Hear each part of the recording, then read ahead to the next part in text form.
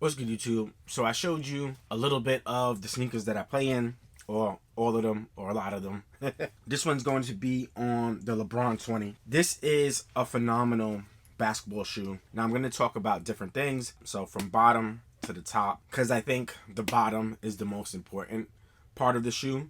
But of course, there's so many elements to a shoe that one thing could kind of make or break the sneaker, in my opinion, right? So we're going to start off with the bottom, go on to the cushion, go on to the upper, and then go on to the fit, right? Those are going to be the four main things in a basketball sneaker in which I think that I look for to make sure that I'm getting a quality basketball shoe, right? And I think this is something not enough reviewers mention, is everybody's foot is different. So this may fit my foot perfect, but it may fit your foot not so perfect. Everybody's length of feet are different.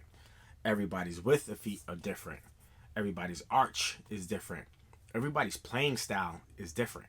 So all of these things can make the most out of the shoe or may not make the most out of the shoe. Now, another thing I want to say is I am 230 plus pounds. So for me, cushion and traction are usually my first things that I look at. Now, LeBrons are known for their cushion.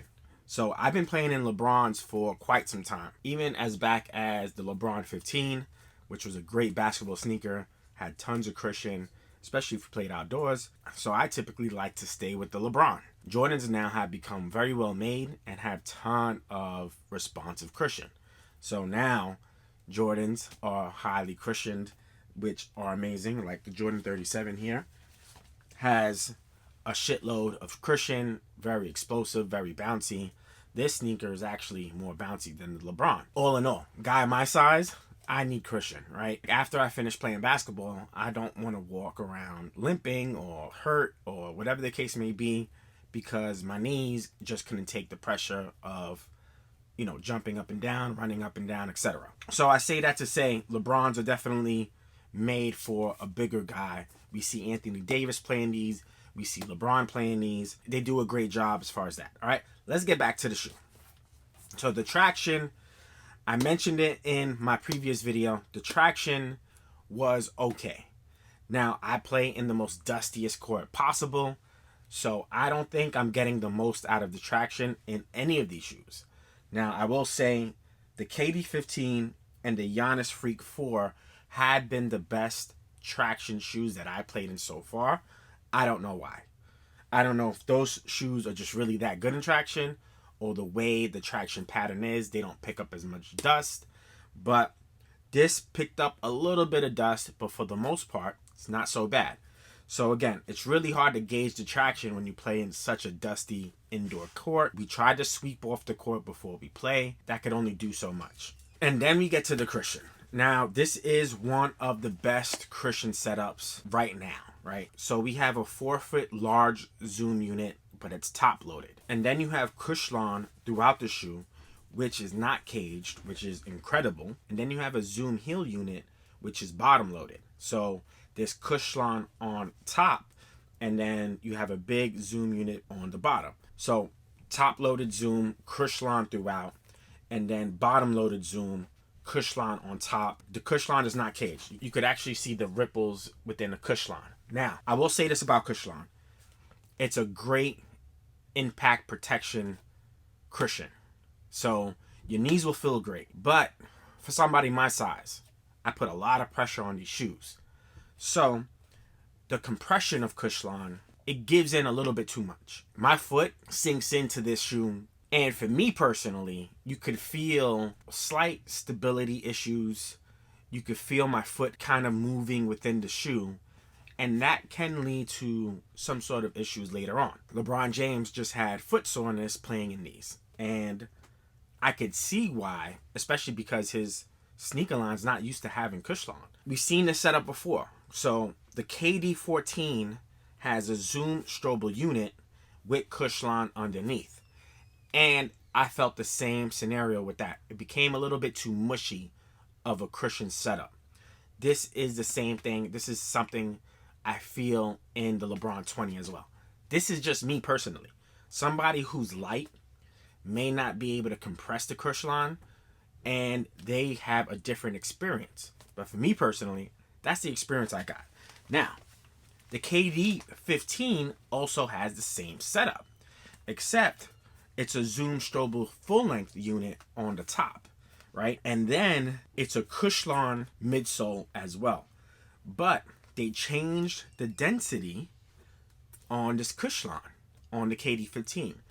And because of that, it's a little bit more of a pop. It's a little bit more of a snappier cushion, where this one's a little bit more of a crash pad style of cushion. It's a little bit more mushy.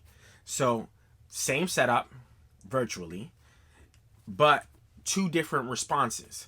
Me personally, I like a more snappier response because, again, I'm getting the most out of these cushions as you could possibly get because I'm 230 pounds and I am like a little miniature tank. For me personally, I actually like the setup for something like the KD 15 with the more snappier Cushlon and a zoom unit right above your foot versus this. Now, this is not to say that the cushion is bad. The Lebron cushion for most people will be fantastic. And even for me, it's still a great cushion. And I'm still going to play in this a lot more because what ends up happening is some shoes get better the more you play in, right?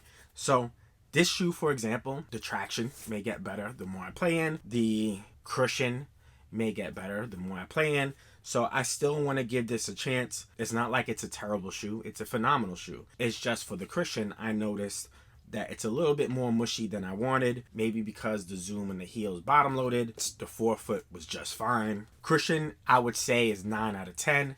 It's not a 10 out of 10 because of the mushiness, but that's just my experience with it, right? Traction, a solid 8 out of 10. I wasn't like slipping all over the place or anything like that. I just felt a little bit of slippage, but I cannot say it's the shoe's fault because I play on such a dusty court. And then we get to the fit, right? Now we had this thick battle weave or fly weave. I'm not even sure what they called this upper anymore, but LeBron is known, and this has been since the 15, to have really durable fly weaves on his shoes. I think the shoe looks phenomenal aesthetically. And the fit was solid. I would say the fit may be its weakest point. And the reason why I say that is because it doesn't feel like it really snaps onto your foot. And I'll give you an example, right? This to me is the best fitting shoe I have in my rotation. I don't know how, I don't know why, but when you lock these in, this isn't going anywhere. Like, this shoe stays with your foot. The heel lock in is really good. The heel lock in this one is okay.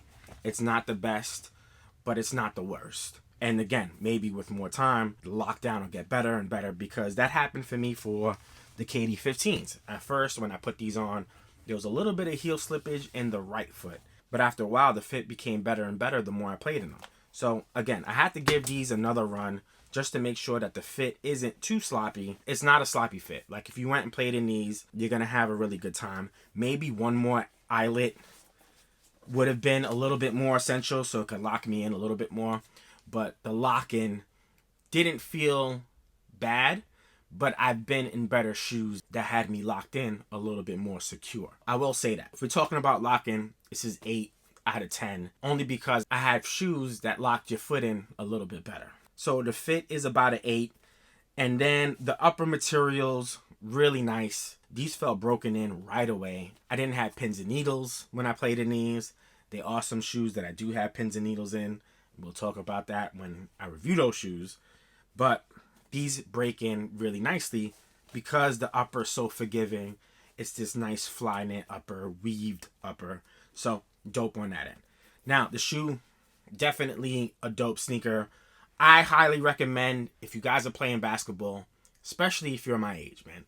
Anybody close to 40, mid-30s, play in good Christian sneakers. Unless you're really light. Like, if you're a light dude, then maybe you can get away with playing certain kicks that, you know, are a little bit more low profile. But for me, I have to play in max Christian shoes. So these LeBron 20s will definitely be in my staple. And these are a solid 9 out of 10 for me, right? The Christian is good. Like I said, I've complained about it being a little mushy, but this is going to work for most people.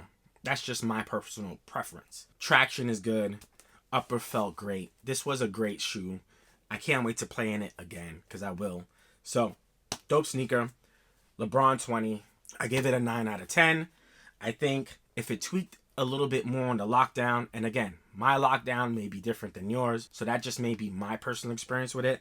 You may have a 10 out of 10 lockdown. So, don't let me discourage you in trying this sneaker. Traction, again, I play in the dustiest court of all time, but traction was pretty solid. But if you improved a little bit on fit, improved a little bit on traction, and made the cushion a little bit more snappier, like the KD15, I think that this is a 10 shoe, but it's a 9 out of 10 because of those reasons. All right? Hope you guys enjoyed this review. And on that note, we'll be back again with another video. We out. Peace.